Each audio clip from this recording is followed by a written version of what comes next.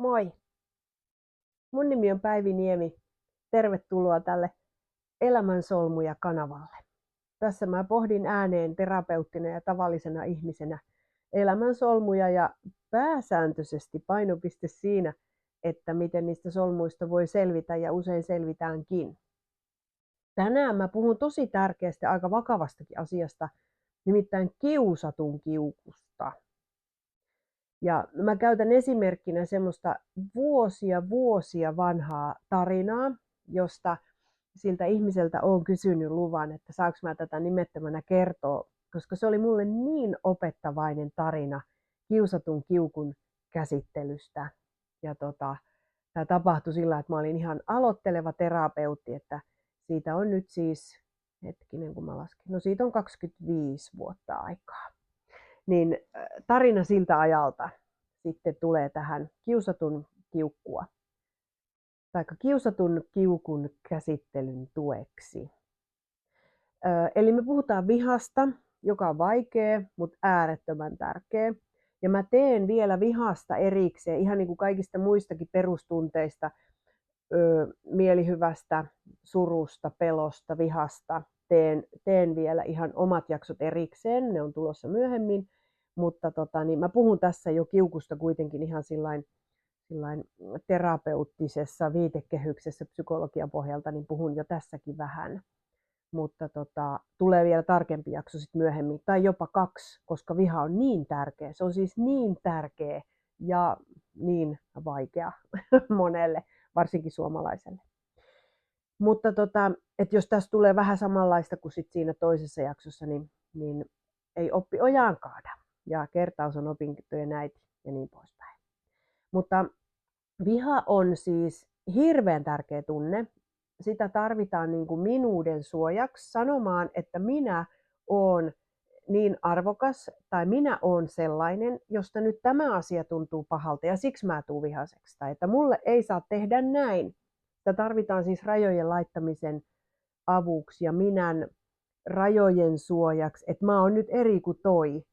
Ja että puolustamiseen ja itsestä huolenpitämiseen ja unelmien avuksi. Ja siis aggressio niin kuin tarvitaan tosi paljon elämään.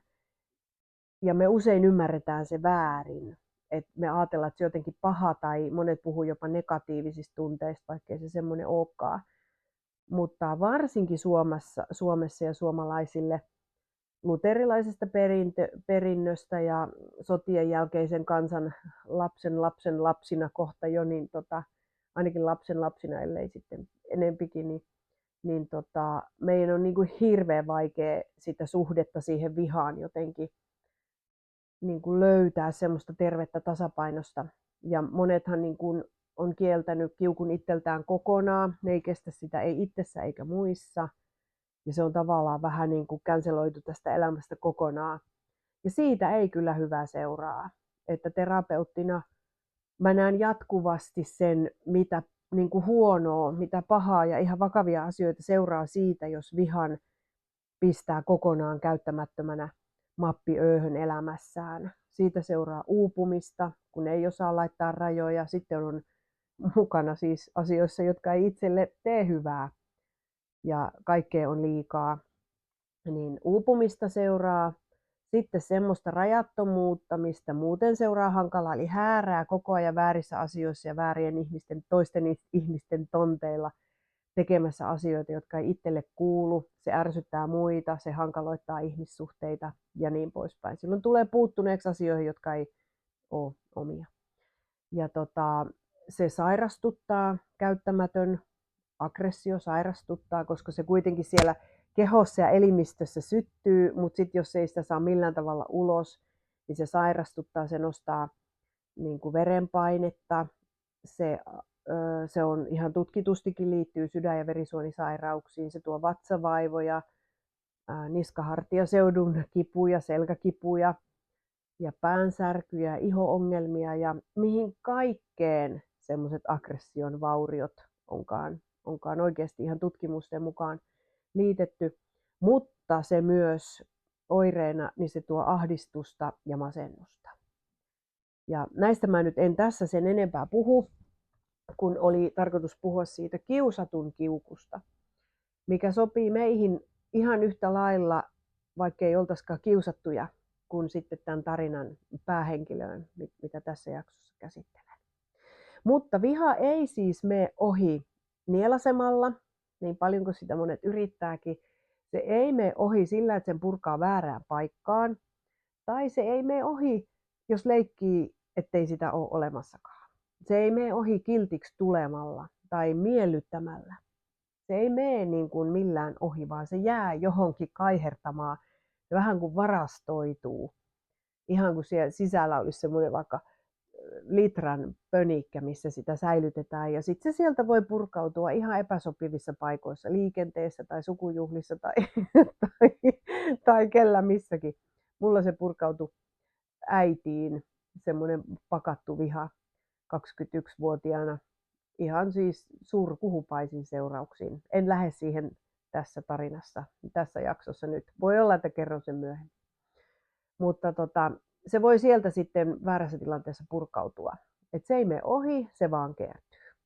Ja viha, aggressio, suuttumus, ihan niin kuin muutkin tunteet, niin sehän on tarkoitettu reaaliaikaiseksi. Että nyt kun tämä asia tapahtuu, niin nyt tämän kiukun, mikä mussa herää, niin sen avulla mun pitäisi sanoa, että ei kiitos tai ei ollenkaan, tai mulle ei saa tehdä näin. Tai että hei, tämä ei ole mulle niin kuin ollenkaan tämä juttu. Tai että hei, mutta kun mä haluan tätä asiaa sinnikkäästi, niin mun kuuluu tämä nyt tähän oikein voimalla ja pahdolla ilmasta.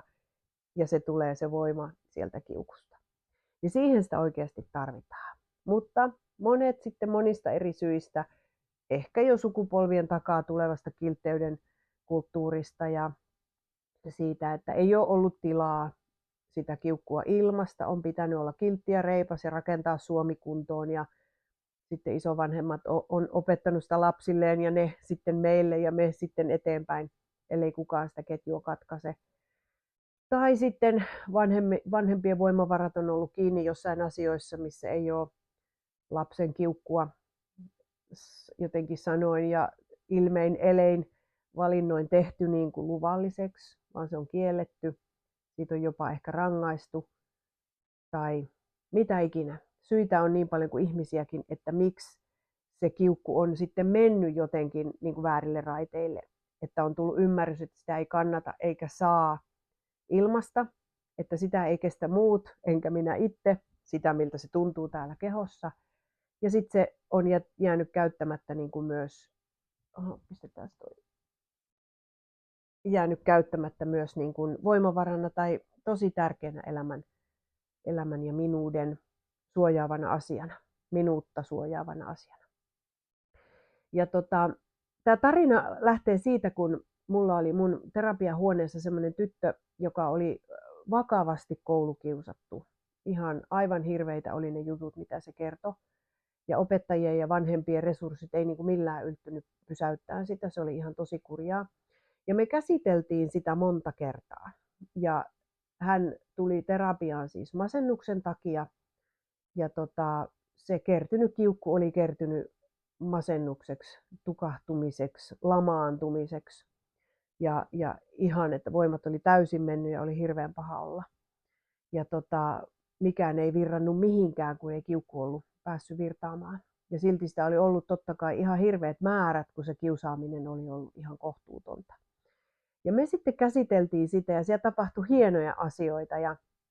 Ja kun oli kysymyksessä nuori ihminen, jopa lapsi, niin me käsiteltiin sitä muun muassa muovieläinten avulla. Ja mulla oli 2 semmoista pientä pöytää terapiavastaanotolla laitettu niin kuin tällainen yhdeksi siihen. Ja mä siihen 2 pöydän päälle kippasin pussillisen muovieläimiä, erilaisia hahmoja. Ja mä kysyin, että näytä mulle näiden avulla, että mitä siellä koulussa tapahtui, minkälaista se suurin piirtein oli, että mä pääsisin kärryille. Ja hän rupesi sitten tuumien asettelee niitä siihen ja se otti virtahepoa ja sarvikuonoa ja kalkkuna ja mitähän kaikkia, krokotiili ja mitä kaikkia semmoisia niin kuin jotenkin semmoisia vahvoja ja negatiivisia, vähän pelottaviakin eläimiä, niin se laittoi ne semmoiseen puolikaaren muotoiseen asetelmaan siihen pöydälle Ja sitten se itseään kuvastamaan valitsi pienen pupun. Voi miten hertasta. Pieni valkoinen repsukkapupu oli sitten sitä puolikaarta vastapäätä siinä. Ja kun se teki sen asetelman siihen pöydille, niin mulla aivan kylmät väreet meni. Mä ajattelin, että voi kauhea, että tuolta sen täytyy tuntua, että noin pelottavaa. Että ihan hirveetä. Ja sitten kun se tunne siihen tuli, niin sitten mä sanoin sille, että on kyllä hurja, että ei ole ihme, että se on tuntunut niin raskaalta ja pelottavalta. Että muakin aivan pelottaa, kun mä katson asetelmaa. Ja että onko jotain, mitä sä haluaisit tässä muuttaa, jos sä nyt voisit. Ja ai että se fiksu likka teki sillä lailla, että se erotti ne 2 pöytää toisistaan näin, lykkäsi ne niin kuin toisistaan erilleen ja yhdellä käden heilautuksella siirsi ne kaikki ikävät kiusaajaeläimet sinne pöytien väliseen rakoon ja sinne rotkoon. Ja sitten se pisti pöydät takaisin kiinni, rotko oli suljettu ja hänet itsensä siihen pöydälle sitten pupuna. Ja me kumpikin huokastiin helpotuksesta. Me oltiin, että no nyt niitä ei ole, että nyt on kyllä paljon mukavampi. Ja sitten ihmeteltiin sen eroa, mitä oli silloin ja nyt. Ja siinä saattoi mennä kerta pari, kun tätä terapeuttisesti näin käsiteltiin. No sitten yhdellä kerralla mä kysyin siltä, mä en ole ihan varma, oliko se virhe niin kuin terapeuttina vai toisaalta siitä seurasi hyvää, mutta nykyään mä en ehkä tekisi tuommoisessa vaiheessa niin, mutta silloin 25 vuotta sitten mä tein. Ja mä kysyin siltä, että palataanpa siihen eläinasiaan ja eläinten kautta asian käsittelyyn vielä. Ja mä taas lykkäsin ne eläimet pussista siihen pöydälle ja kysyin, että valitse sieltä semmoinen niin kuin pääkiusaaja tai kiusaajaa edustava eläin. Ja sitten vielä niin kuin itsesi.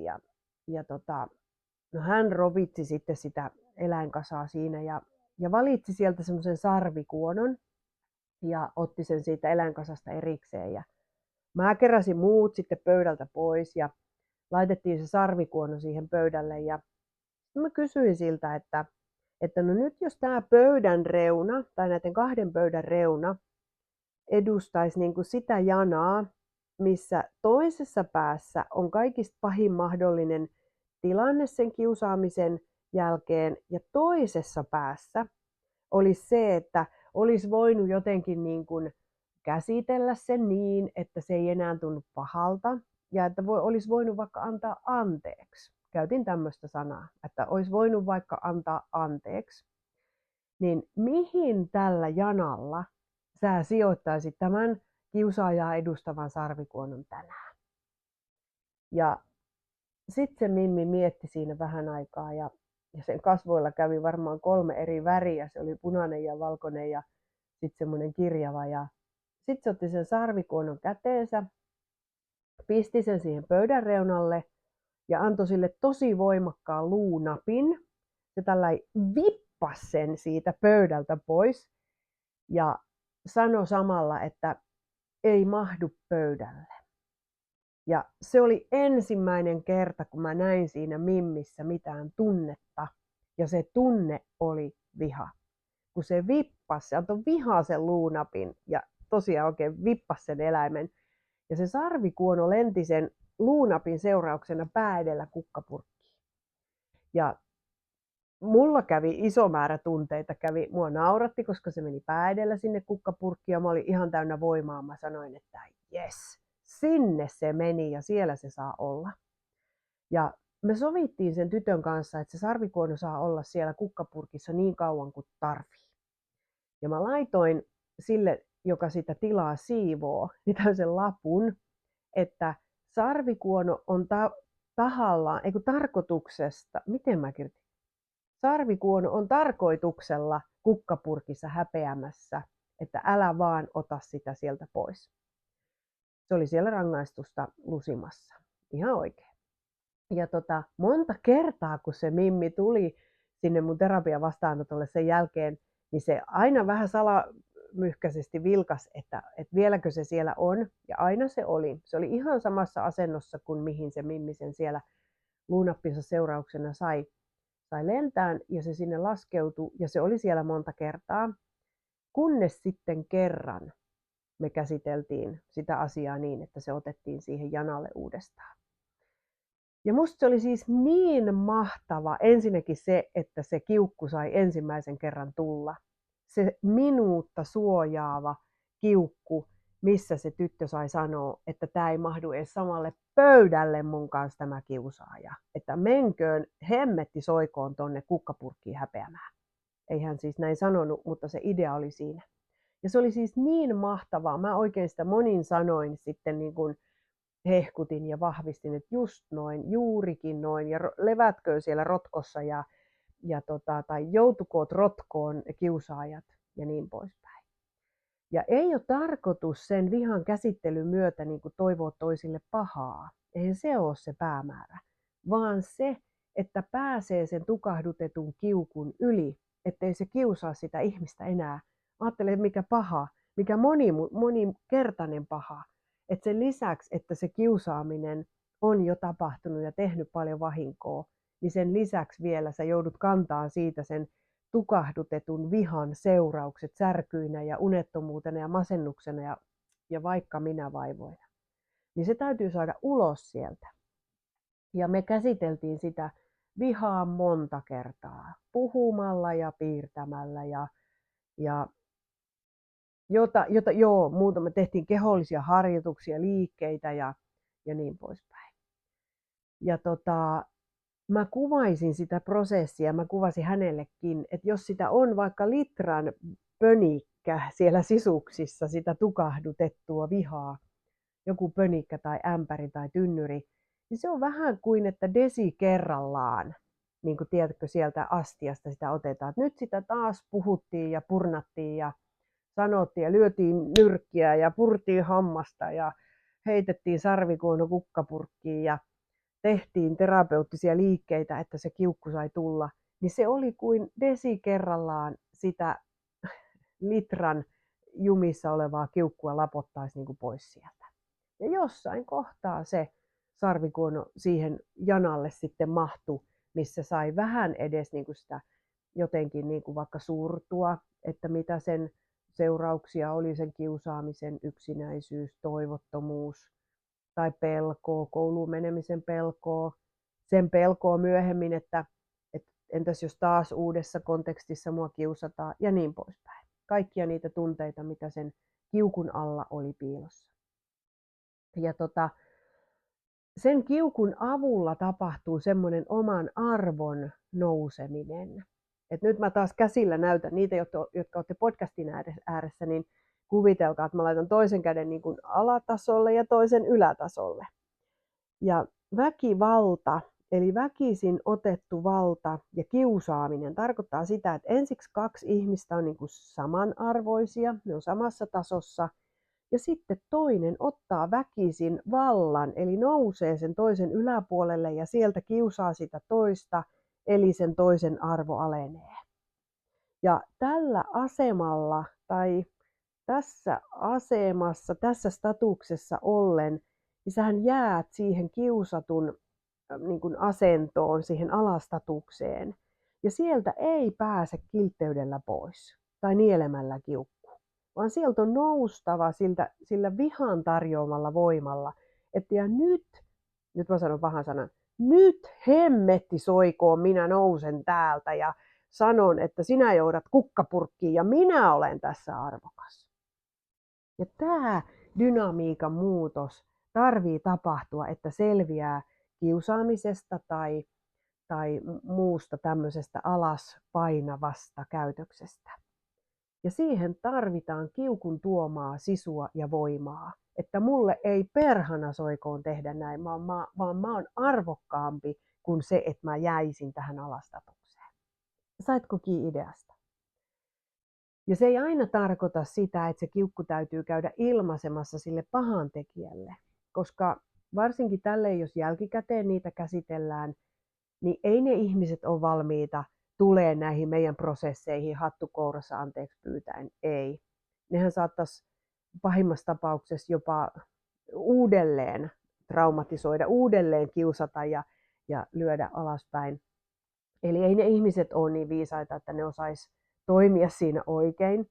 Ja se ei ole meidän toipumisen kannalta välttämätöntä ollenkaan. Me voidaan ihan hyvin tehdä se päiväkirjan tai ystävän tai terapeutin tai jonkun podcastin ääressä tai Jumalamme kanssa tai luonnossa ääneen puhuen tai saunassa näitä pohtien. Me voidaan ihan hyvin tehdä ne niin kuin ilman niiden ihmisten osallisuutta ja läsnäoloa. Ja mitä vanhempana näitä käsittelet, niin sen varmemmin ne ihmiset ei ole siinä elämässä niistä vastuuta ottamassa tai ehkä edes enää hengissä, niin onneksi me voidaan käydä näitä prosesseja niin, että ne asiaan kuuluvat kiusaajat ei tarvitse olla mukana. Ja jollekin voisi olla niin kuin liian vaikea mennä edes sitä kiusaajaa niin kuin kohtaamaan, vaikka se olisikin edelleen elämässä ja olemassa. Mutta se ei ole siis välttämätöntä, vaan me voidaan ne omissa prosesseissamme tunnistaa ne tilanteet ja käydä niihin liittyneitä tunteita läpi ja voimistua, vahvistua ja saada oma arvomme takaisin sitä kiusaajaa kohtaan. Ja tämä on tässä se ilosanoma, että me pystytään palauttamaan sitä omaa arvoa sieltä kiusatun alastatuksesta siihen arvokkaaseen ihmiseen takaisin. Hirveän pitkälle ei palvele se, että me nostetaan itsemme niitä yläpuolelle ja ruvetaan niitä jotenkin parjaamaan ja haukkumaan ja vihaamaan jälkikäteen. Se ei ole se tarkoitus, mutta se, että me päästään sieltä alastatuksesta, kiusatun kuopasta, niin kuin tasaiseen arvoon, olipa pöhkösti sanottu, tasa-arvoon, arvokkaaksi ihmiseksi, niin siihen tarvitaan kiukusta tulevaa voimaa. Eli ämpäristä tai astiasta desi kerrallaan sen kiusaamisen käsittely ja kiukun lappominen ja surun ja pelon ja yksinäisyyden toivottomuuden, mitä ikinä sen kiusaamisen myötä on tullutkaan, tai väärinkohtelun muutenkin, niin se helpottaa. Ja me päästään niissä prosesseissa eteenpäin, joka on meille arvokkaille ihmisille oikein. Ja sitä kautta me saadaan helpotusta omiin vaikeisiin tunteisiin tai masennukseen, ahdistukseen ja siihen itsetunnon kolhuihinkin, mitä niihin kiusaamis- ja alaspainamisen tilanteisiin on liittynyt. Tämmöistä tällä kertaa. Ja on ihana kertoa tämänkin jakson lopuksi, että HD Kosmetiikka, joka tätä tuotantoa tukee, niin on tarjonnut sulle, rakas kuulija, katselija, niin 50% mahdollisuudella HD Kosmetiikan tuotteista, niin tässä jaksossa mukana olevan selitysosio mukana olevasta linkistä, kun tilaat, niin sieltä saat sen tarjouksen voimaa. Käy tutustumassa siihen. Kiitos, kun olit mukana. Jatketaan taas näitä elämänsolmuja seuraavassa jaksossa. Moi!